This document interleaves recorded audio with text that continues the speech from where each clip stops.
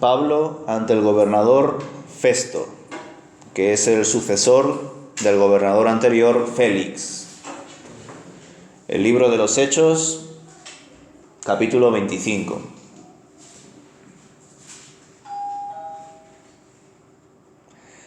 Tres días después de que Festo llegó a Cesarea para asumir sus nuevas funciones, partió hacia Jerusalén, donde los sacerdotes principales y otros líderes judíos se reunieron con él y le presentaron sus acusaciones contra Pablo. Le pidieron a Festo que les hiciera el favor de trasladar a Pablo a Jerusalén, ya que tenían pensado tenderle una emboscada y matarlo en el camino. Pero Festo respondió que Pablo estaba en Cesarea y que pronto él mismo iba a regresar allí. Así que les dijo: algunos de ustedes que tengan autoridad pueden volver conmigo. Si Pablo ha hecho algo malo, entonces podrán presentar sus acusaciones. Unos 8 o 10 días después, Festo regresó a Cesarea y al día siguiente tomó su lugar en la corte y ordenó que trajeran a Pablo. Cuando Pablo llegó, los líderes judíos de Jerusalén lo rodearon e hicieron muchas acusaciones graves que no podían probar. Pablo negó los cargos.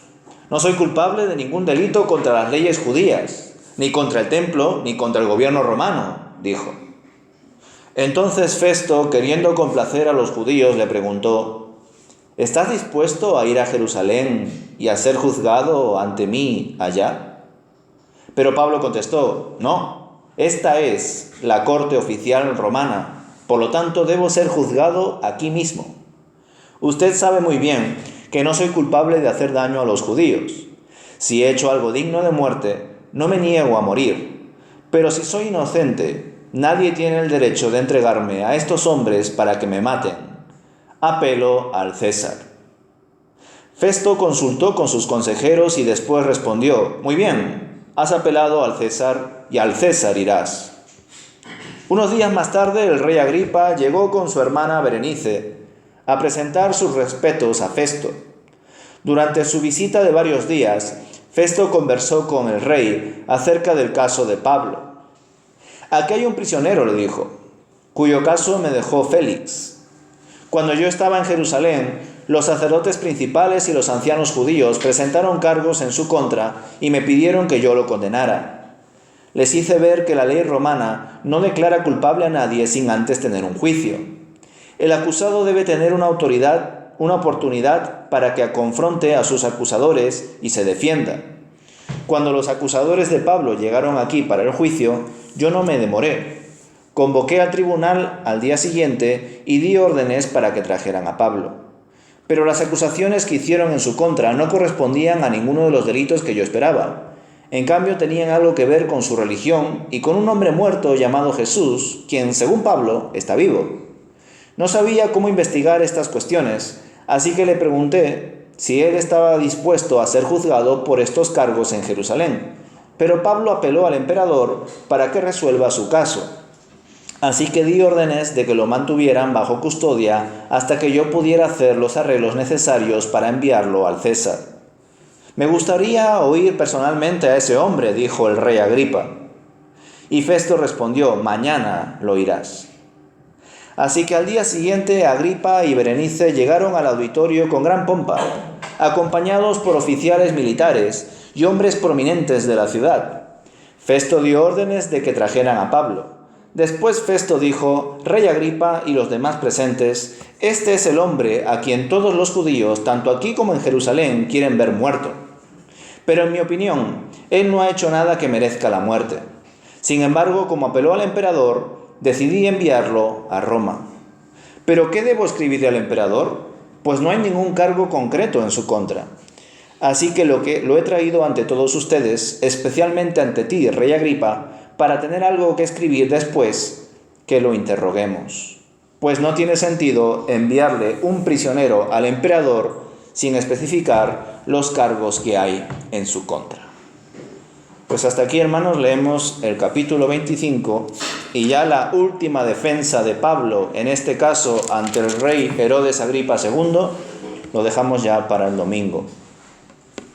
El domingo pasado leímos que Pablo fue paciente durante este tiempo de custodia y en ningún momento se le ocurrió sobornar al antiguo gobernador, al gobernador Félix, pese a estar ahí encarcelado 2 años debido a que él no quería soltarlo. Sin embargo, según lo que aprendimos en el capítulo 24, Félix lo convocaba varias veces para hablar, pero él se mantuvo totalmente paciente ante esa situación corrupta, pues como también leemos en ese capítulo 24, Félix lo convocaba varias veces para agotar la paciencia del apóstol, y quería agotar la paciencia del apóstol por cuanto lo que quería Félix era recibir un soborno y dejarlo libre, es decir, era un gobernador corrupto. No obstante, el tiempo de Félix como gobernador llegó a su fin y le sucedió Porcio Festo, quien estando en Cesarea decidió subir a Jerusalén. Y allí se encontró con algunas autoridades religiosas judías. Mientras tanto, Pablo seguía todavía en el pretorio de Herodes, en Cesarea, apresado. Y cuando Festo, el nuevo gobernador, se encontró con estas autoridades en Jerusalén, pues se dio cuenta cómo estas autoridades demandaban que Festo envíe a Pablo a Jerusalén para ser juzgado según sus leyes y sus normas. El propio Lucas, autor de este libro, nos recuerda que en verdad los líderes religiosos de Jerusalén no deseaban juzgar a Pablo. Por eso cuando hablaban con Festo, en verdad no le estaban planteando eso, sino que directamente querían acabar con su vida. Por eso nos aclara el autor de este libro, Lucas, que cuando solicitaban a Festo que envíe a Pablo, era para que en medio del camino sufriese el apóstol una emboscada que le daría su muerte. Me pregunto si las personas asignadas para dicho acto eran los mismos hombres que en su momento organizaron ese complot contra Pablo, que no sé si recordáis que eran más de 40 personas que habían hecho juramento de no comer nada ni beber nada hasta acabar con la vida de Pablo. Y habían organizado un complot que gracias al sobrino de Pablo se enteraron de todo esto y Pablo envió a su sobrino para que hable con el tribuno y enviaron a Pablo de Jerusalén a Cesarea. Me pregunto si serían estos mismos hombres, porque seguramente faltarían a su palabra, hubiesen comido y bebido para sobrevivir y formarían parte de esa nueva trama otra vez para acabar con la vida de Pablo. No me extrañaría que estos más de 40 hombres que juraron y que compartieron ese juramento con el Sanedrín hayan seguido adelante y se lo hayan saltado, porque los propios líderes religiosos del Sanedrín se saltaban muchas veces ciertas leyes y ciertas costumbres con el fin de obtener un supuesto bien mayor. Comprobamos rápidamente que Festo también era una persona corrupta, como lo fue el gobernador Félix, pues Festo aceptó hacerles el favor a estos judíos, pero les pidió que bajaran junto con él a Cesarea, para que lo puedan acusar y así que dé constancia de ello. Pasado un tiempo, todo lo hablado se llevó a cabo. Festo tomó su lugar en la corte en Cesarea, donde estaba apresado Pablo, lo convocó, y además vemos cómo, nada más convocarlo, fue rodeado. Pablo vio cómo los judíos estaban ahí y le rodearon para acusarle nuevamente y así pues llevárselo con él para matarlo. Al igual que la última vez que presentó su defensa ante Félix, Pablo negó los cargos que se le imputaban y aseveró que no tenían ninguna prueba contra él, solamente palabras, no hechos. Me pregunto qué habrá pasado con ese supuesto abogado Tértulo que envió el Sanedrín en esa anterior defensa, ¿verdad? Que tampoco pudo acusar con hechos a Pablo. Y evidentemente no pudo tampoco acusarlo ante el anterior gobernador, ni conseguir la pena capital, por cuanto la vida de Pablo, como ya sabemos, estaba en manos del Señor, no de las autoridades. Pero bueno, volviendo al texto, vemos cómo en el versículo 9, Festo quería contar con el apoyo de los judíos para su nuevo gobierno. Y es por eso por lo que le propone a Pablo, de forma sagaz, que si no desearía ser juzgado en Jerusalén ante él mismo. Obviamente esto era un sinsentido, Y quizá esta propuesta era una muestra de que Festo también subestimaba la sabiduría de Pablo. Pues, ¿qué sentido tendría cerrar la convocatoria que tenían en ese momento si ya estaban presentes los que debían estar presentes? Por supuesto, la estrategia era que Pablo muerda el anzuelo y que quizá por llevar ya mucho tiempo encarcelado, 2 años, pues tenga esa necesidad de estar en una ciudad más familiar, como Jerusalén, cayese en la trampa y yendo de camino a Jerusalén para supuestamente ser juzgado, cayese en una emboscada y muriese. Pero afortunadamente el apóstol Pablo, pese a haber estado 2 años preso en el pretorio de Herodes en Cesarea, no cedió a la propuesta. Él no vivía para sí mismo, vivía para el Señor. Y Dios le había dicho que debía dar testimonio en Roma, y por lo tanto volver a Jerusalén para recibir otro juicio más, ya llevaba unos cuantos, era un sinsentido, era un paso atrás para cumplir ese propósito que Dios había preparado para su vida: ir a Roma a dar testimonio de su fe. Así que es por eso que el apóstol Pablo lo niega, no quiere ir, no cae en la trampa. Y como Festo no consiguió que Pablo cayese en la trampa y tampoco halló ninguna prueba fehaciente que demostrase la culpabilidad del apóstol ante los cargos que se le acusaban, pues ya no sabía qué más hacer. Por tanto, tras consultar con su consejo, decidió cumplir con el deseo del acusado. ¿Y cuál era el deseo del acusado? Dar testimonio ante el César. Pablo apeló al César. Como era un ciudadano romano, tenía el derecho de solicitar esa auditoría. Quizá de algún modo Festo pensó que con esto se libraría de este problema, ¿no? Un problema que además había recibido nada más comenzar con su gobierno. Pero como veremos inmediatamente, debía argumentar dicho envío con una carta escrita al mismísimo emperador, que en este momento ya era Nerón. Y para ello quiso contar con el asesoramiento del rey Herodes Agripa II. A partir del versículo 13 del capítulo 25, entra en escena tanto el rey Agripa como su esposa Berenice, quienes eran hermanos entre ellos, y también ambos, tanto el rey Herodes Agripa II como Berenice, eran hermanos de Drusila. ¿Y quién era Drusila? La esposa de Félix, el anterior gobernador a Festo. Aquí vemos un poco lo del enchufismo, ¿verdad? Dentro de las autoridades, en este caso no religiosas, sino más bien políticas. Pero también las había en las autoridades religiosas. Vemos pues en dicho versículo, en el versículo 13, que este rey Agripa y Berenice bajaron a Cesarea a presentar también sus respetos al nuevo gobernador, al gobernador Porcio Festo. Y gracias a ello fue que Festo vio oportuno contar con el asesoramiento del rey, ya que llevaba su reinado desde los años 50, y se estima que Porcio Festo comenzó a gobernar Judea alrededor de los años 59-60 hasta aproximadamente el 62. Por tanto, el rey Herodes tenía mucha más experiencia acerca de los últimos problemas y las últimas controversias que estaban surgiendo en la región de Judea. Festo le expone al rey todo lo que nosotros ya hemos leído hasta aquí, para darle el contexto necesario para entender el caso. Quizá mencionar lo que Festo le comparte a partir del versículo 19, pues el gobernador le confiesa al rey que las autoridades religiosas judías solo acusaban a Pablo de asuntos relacionados con su religión y acerca de un tal Jesús, que evidentemente Festo no lo conoce en absoluto, que murió, pero que Pablo afirma que está vivo. Desde luego es interesante este apunte que da Festo, pues muestra su sorpresa ante tal doctrina, la de la resurrección, y que por supuesto da por hecho que el propio Pablo ya le había compartido el Evangelio a Festo, aunque aquí no aparece tan claramente como sí lo hizo, por ejemplo, con Félix.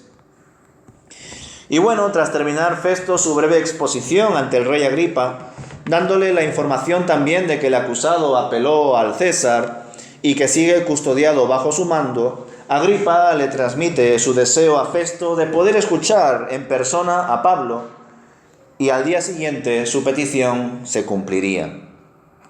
Nos cuenta Lucas que Agripa y su esposa Eunice llegaron al día siguiente a la corte con mucho alarde, donde estaban diversas autoridades políticas y militares convocadas también. Y cuando ya estaban todos, Festo mandó llamar a Pablo. Mientras Pablo iba al auditorio, el gobernador Festo habló ante todos los asistentes, mostrándoles que muchos judíos, tanto de Jerusalén como de Cesarea, le habían solicitado la pena capital para el acusado, pero que él no pudo hallar ninguna razón suficiente para castigarlo de muerte.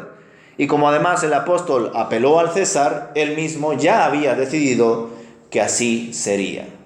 Por tanto, deducimos que aquí Festo no convocó a Herodes y a otras autoridades para decidir qué va a hacer con Pablo. Él ya lo había decidido. Apeló al César, es su derecho como ciudadano romano, así se hará, pero Festo, como nuevo gobernador, se encontró ante la tesitura de ¿cómo le informo yo al emperador de esta situación si ni yo mismo me entero? ¿Verdad? Entonces, vemos que esta citación no es vinculante, que lo que se va a escuchar y decir a continuación no va a cambiar su decisión de enviarlo a Roma para que Pablo comparezca ante el emperador. Ahora bien, Festo les confiesa a todos que, pues como he dicho, no sabe qué escribir en la carta concretamente al César, y ese es el propósito de la reunión, contar con los consejos de las diferentes autoridades políticas y militares representadas allí, pero especialmente contar con el consejo del rey Herodes Agripa II. Y hasta aquí, hermanos, terminamos con estas observaciones de este capítulo 25 del libro de los Hechos, dejando la nueva y última defensa de Pablo ante el rey Agripa para el domingo, siendo esta ya la última defensa antes de viajar rumbo a Roma. Desde luego, ninguna autoridad política ni religiosa pudo acabar con Pablo, el siervo de Dios, pues ninguna autoridad puede equipararse ni enfrentarse a la autoridad y la voluntad de Dios. Aparentemente Pablo estaba en manos de judíos y en manos de gentiles, pero verdaderamente estaba siempre en manos de Dios. Conclusiones. A lo largo de este capítulo comprobamos una vez más la tremenda ausencia de justicia y conciencia limpia por parte de las autoridades políticas y religiosas de Jerusalén y de Cesarea. Ambos grupos de autoridad intentaban hacerse favores entre ellos, mutuamente, con el fin de obtener cada uno los beneficios que deseaban. Pero ninguna acción podía levantarse en contra del plan de Dios. Desde luego, cuando reflexionamos en que toda autoridad en la tierra es dada o permitida por Dios, nos surgen muchas preguntas. Pero al intentar aterrizar estas inquietudes en contextos concretos, como este, nos damos cuenta de que era necesario que se manifieste la maldad y la corrupción de muchos líderes políticos y religiosos, pues forma parte del resultado de la maldad que tanto ha abrazado el ser humano a lo largo de los siglos. Por supuesto, es un misterio el por qué en algunas ocasiones el Señor ha actuado ante la corrupción de ciertos reyes o líderes políticos y por qué en otras ocasiones no lo ha hecho. ¿Puede Dios impartir justicia en medio de las injusticias que han practicado muchos líderes corruptos? ¿Es verdaderamente injusto que gente supuestamente inocente muera? ¿Qué sucede cuando morimos? ¿No se supone que todos iremos ante la presencia de Dios para ser verdaderamente juzgados por Él, independientemente de que hayamos muerto aquí en situaciones injustas o con una especie de identidad inocente? Sin duda, todo esto es un tema delicado a lo largo de toda nuestra historia y también ahora, pues a lo largo del tiempo han pasado muchos actos horrendos y hasta quizá innombrables. Pero aunque no lo veamos de forma nítida en nuestro espacio-tiempo, debemos entender que ningún pequeño detalle escapa a Dios. ¿Recordáis que os dije que Herodes Agripa II y Berenice, que eran pareja, eran también hermanos? Pues sí, ambos eran hijos de Herodes Agripa I. ¿Y sabéis cómo murió Herodes Agripa I? Según Hechos 12, y lo vimos en su día, Herodes Agripa I estaba en Cesarea en medio de una especie de mitin, y en un momento dado la multitud mostró adoración hacia él, tratándole como si fuese un dios. Y como Herodes Agripa I no dio gloria a Dios en medio de ese espacio, dice Hechos capítulo 12, versículo 23, que un ángel del Señor lo hirió y murió comido de gusanos. ¿Quién hizo esto? Pues, según el texto, Dios. Pues ¿quién envía al ángel del Señor si no es el Señor mismo? ¿Y por qué lo hizo? Pues porque el rey Herodes recibió gloria como si fuese un dios y él no dio gloria al verdadero Dios. ¿Pudo hacer este acto el Señor antes? Pues claro que sí lo pudo hacer. ¿Pudo acabar con su vida ante situaciones de mayor injusticia o corrupción? Pues desde luego que sí. Por poder Dios puede. Es más, nada más empezar el capítulo 12, aparte de también analizar el asunto de la liberación de Pedro, que fue injustamente encarcelado, nos damos cuenta al principio del capítulo 12, de hecho el versículo 1 nada más, que por culpa de este rey, Herodes Agripa I, Santiago, uno de los apóstoles más importantes de los 12, murió a espada, porque Herodes lo ordenó. ¿Por qué Dios no lo evitó? ¿Por qué Dios acabó con la vida de Herodes cuando recibió gloria de Dios y él no dio gloria a Dios? ¿Y por qué no lo mató antes cuando dio la orden de matar a Santiago? Nosotros en nuestra forma de pensar diríamos, pero Dios, ¿por qué no has evitado que maten a Santiago? Y además, yo sé que quizá pueda sonar un poco polémico decir que Santiago era uno de los 12 apóstoles más importantes, porque hasta cierto punto entendemos que el Señor, pues, de algún modo nos trata por igual, aunque eso es discutible.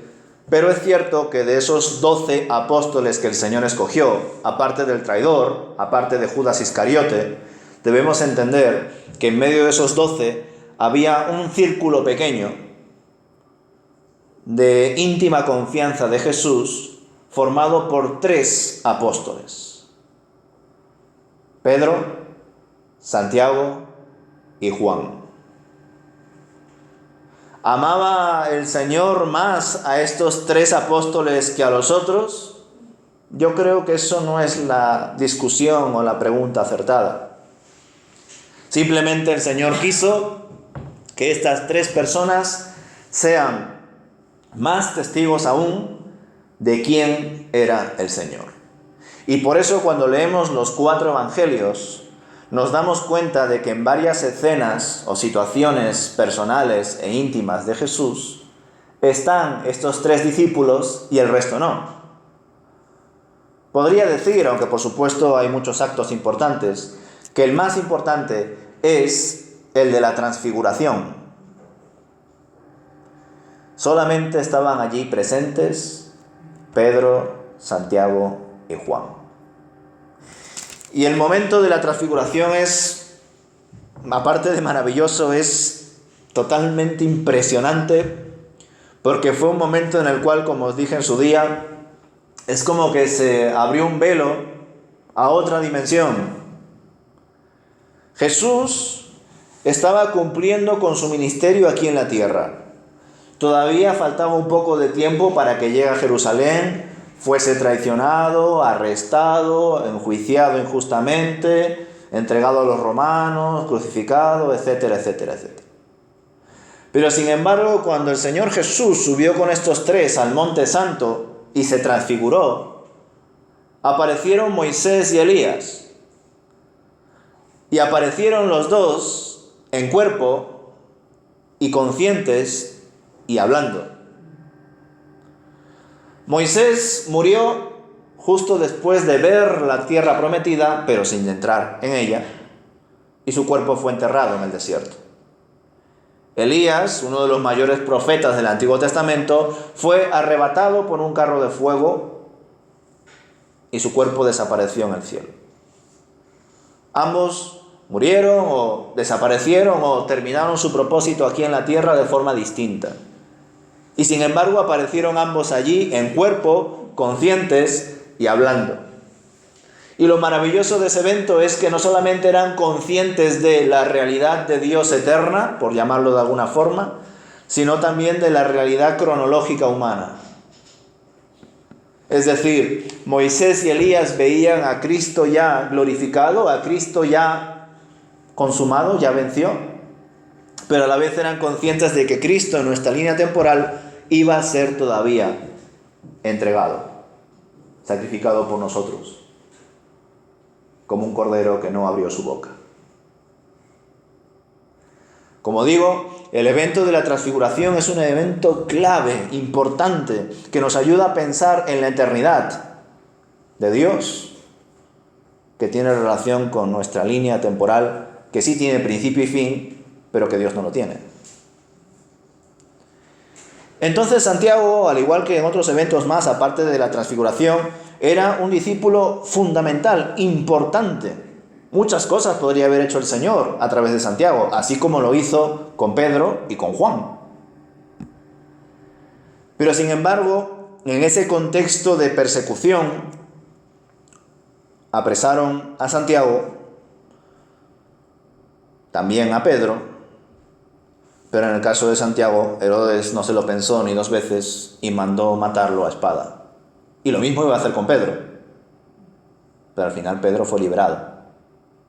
Claro, también nos podemos preguntar, ¿por qué Dios permitiste que Santiago muriese a espada y sin embargo Pedro fue liberado? Pues hermanos, cuando nos hacemos estas preguntas, pues evidentemente pretendemos entender la mente de Dios con una mente humana, y eso no es posible. Si con nuestra mente humana entendemos la mente de Dios o cómo funciona el Señor, o bien eso que entendemos no es Dios, o bien nosotros somos dioses. Una de dos. Porque por definición una persona finita, una persona con carencias, no puede saber más que Dios. Porque Dios es eterno. Dios ha creado todo. Por eso cuando pensamos en cómo actúa el Señor, en por qué en algunos momentos intervino, incluso acabando con la vida de un político, de un rey en este caso, como Herodes, y en otros momentos el Señor no interviene. Pues desde luego surge la pregunta, Señor, si tú has podido intervenir y acabar con la vida de algunos reyes o líderes políticos corruptos, ¿por qué no lo haces ahora? Nos podemos hacer esa pregunta, es legítima.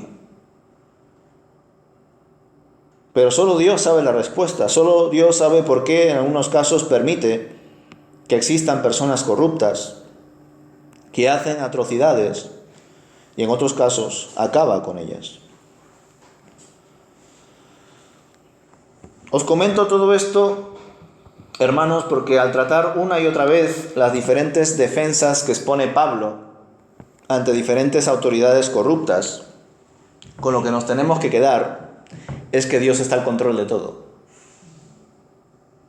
Que sí, que es cierto que Pablo sufrió un encarcelamiento injusto, estuvo 2 años apresado solo porque Félix quería la aprobación de los judíos, y si eso lo soltaba si recibía un soborno, si no, no. Y además casi es enviado a Jerusalén por Festo para que sea asesinado por el camino, casi. Pero que tanto lo bueno como lo malo que le pasó a Pablo estaba bajo el plan perfecto de Dios. Y sí, todas estas autoridades políticas y religiosas pensaban que estaban juzgando a Pablo, hermanos, y quedaos con esta idea.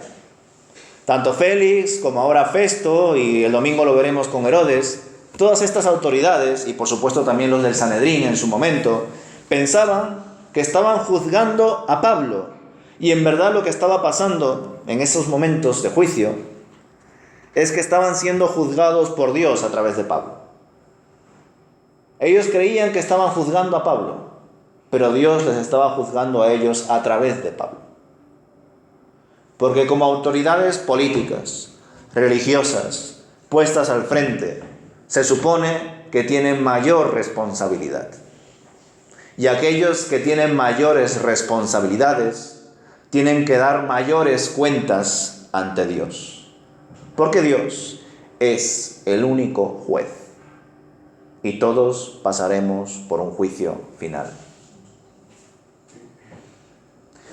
Y los que ganarán ese juicio serán porque tendrán al mejor abogado, a Jesucristo el justo. Nadie va a ganar el juicio por sí mismo. Nadie le va a poder decir a Dios, mira Señor, qué bueno he sido. No. Si vencemos el juicio, si ganamos el juicio y obtenemos la vida eterna y no la condenación, es porque tenemos al mejor abogado, a Jesucristo el justo. Que no solamente actúa de abogado, sino que ha ido a la cárcel, que entendemos que es la cruz, por nosotros. Ha pagado la deuda por nosotros.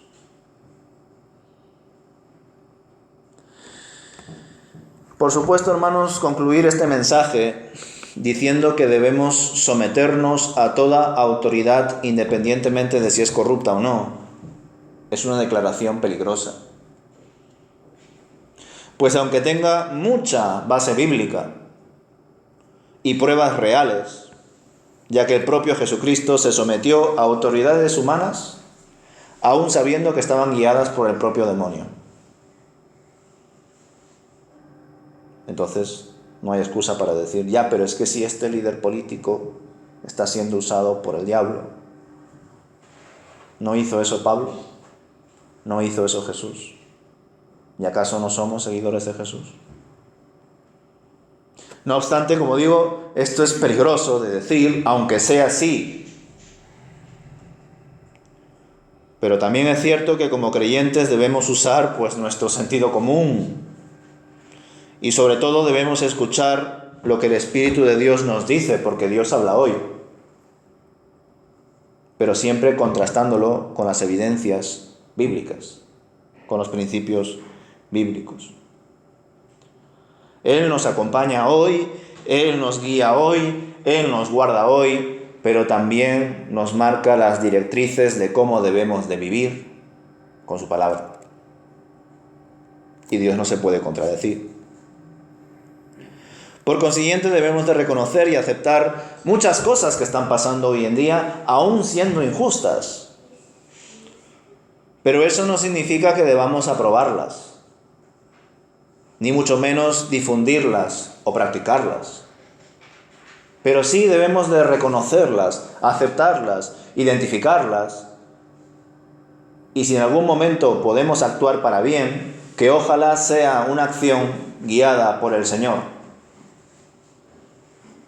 Porque Dios no quiere héroes, no quiere heraldos, no quiere personas que de algún modo quieran hacer el bien según su propia conciencia. Dios ya tiene un plan perfecto y nosotros podemos tener buenas ideas, pero ninguna va a ser mejor que el plan perfecto de Dios. Y en efecto, hermanos, podemos actuar, pero nuestro actuar no puede ser, entiendo yo, reactivo. Es decir, no podemos actuar en respuesta a otras acciones, porque Dios no nos manda a rebatir o formular contrapropuestas. Dios nos manda a compartir la solución, que es Jesucristo. No es lo mismo una propuesta que una contrapropuesta. Una contrapropuesta a menudo se ve condicionada, afectada por la propuesta. Y eso es lo que muchas veces quiere el mundo, que entremos en su juego. No que vayamos compartiendo la realidad de Jesucristo, lo que Él ha hecho en la cruz y en la resurrección por nosotros, sino que entremos en su negocio de discusiones ideológicas, moralistas, que lo que hacen es que perdamos muchas veces el tiempo y el norte. Cuando predicamos el Evangelio de Jesucristo, los enemigos de Dios levantan argumentos en su contra. Y a partir de ahí podemos y debemos debatir y seguir exponiendo, aún con nuestra propia vida. Y esto que os comparto es fundamental, hermanos, pues veo a varios supuestos líderes religiosos perdidos, sin un norte claro, sin ninguna dirección fija, perdiendo el tiempo en rebatir al mundo, cuando al mundo hay que proponerle un plan de salvación. Pues cuando entras en sus discusiones ideológicas y moralistas, es muy posible que te pierdas. Cuando entras en ese juego, el mejor de los resultados, entre comillas, que puedes obtener es una fría religión. Y nosotros ya sabemos cuánto daño ha hecho la religión. Y bueno, quizá algunos no entiendan esta, vamos a decir, crítica a la religión, ¿no?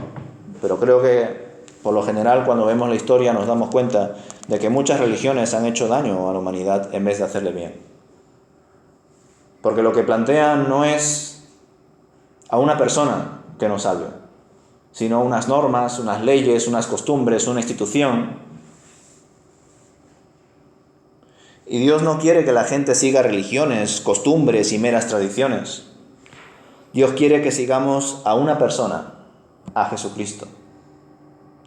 Que le amemos con todo nuestro ser y que por lo tanto amemos todo lo que Él ama.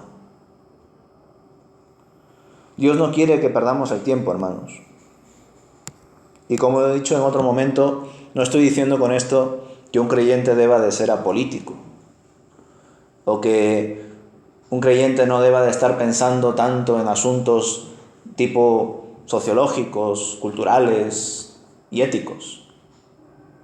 Por supuesto que el creyente puede pensar y debe pensar en ellos, pero siempre a la luz del Evangelio.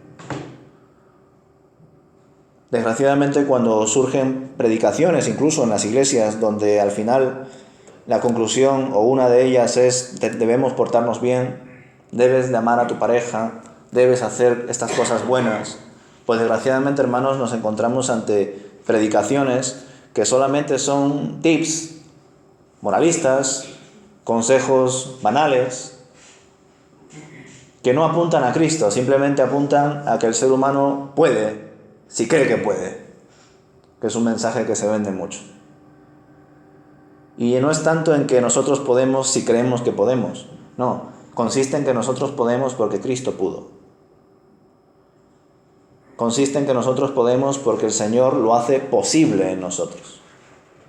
En eso consiste, en dar gloria a Dios en lo que pasa en nuestras vidas, no en creernos nosotros pues personas buenas o perfectas o qué sé yo, delante de Dios. No, consiste en darle gloria a Dios. Por eso es que os comparto que en medio de estas discusiones y situaciones que a veces pasan hoy en día, entrar en ese juego muchas veces nos hace perder el norte. No veo ni en Jesús ni en Pablo ese deseo de formar parte de su negocio. No veo tampoco que gasten mucho tiempo en rebatirles por su forma de ser o su forma de pensar o su forma de gobernar. Lo que veo tanto en Jesús y en Pablo es ese anhelo, ese amor por compartir la luz en medio de la oscuridad. Y ese debe de ser nuestro propósito. Porque cuando entramos en la telaraña de la oscuridad, es muy fácil quedarnos atrapados. Así que confiemos en que el Señor nos guíe, nos dé sabiduría en medio de estas situaciones. Pues como habéis visto por las noticias de esta semana, pues han pasado muchas circunstancias que han afectado a ciertas iglesias, especialmente en Madrid. Y creo que son también situaciones que se han dado porque hay un mal enfoque de lo que es verdaderamente la fe en Jesús. En ningún momento vemos, y anda que han habido casos, que Pablo se haya puesto a adular a Festo o a Félix o a Herodes, como lo veremos el domingo. En ningún momento hemos visto que Pablo le haya dicho a Festo: Festo, voy a orar por ti. Sin embargo, es cierto que en las cartas vemos el valor de las autoridades, que ninguna autoridad en esta tierra pertenece a alguien que no sea Dios. Y además que debemos de orar por nuestras autoridades, por supuesto que sí. Pero yo creo que apunta a una oración en privado, o una oración como iglesia, como comunidad. Sin embargo, cuando vemos a ciertos representantes, por decirlo de alguna manera, de los evangélicos, ya sea en Brasil, en Estados Unidos, ahora en Madrid o en otros lugares donde de algún modo tiene cierta influencia el pueblo evangélico, vemos que esas situaciones de, vamos a decir, supuesto testimonio público en medio de un mitin político no tienen nada que ver con la metodología que tuvo Jesús y la metodología que tuvo Pablo ante ciertas autoridades políticas. Y creo que ante eso debemos de reflexionar, porque al fin y al cabo nos debemos a Cristo, al fin y al cabo queremos imitar a Cristo. Así que en ese sentido ruego que el Señor nos dé sabiduría para actuar debidamente, no caer en la trampa del maligno, no caer en discusiones que llevan a un callejón oscuro sin salida, sino a exponer la luz de Dios a través de su Evangelio. Amén.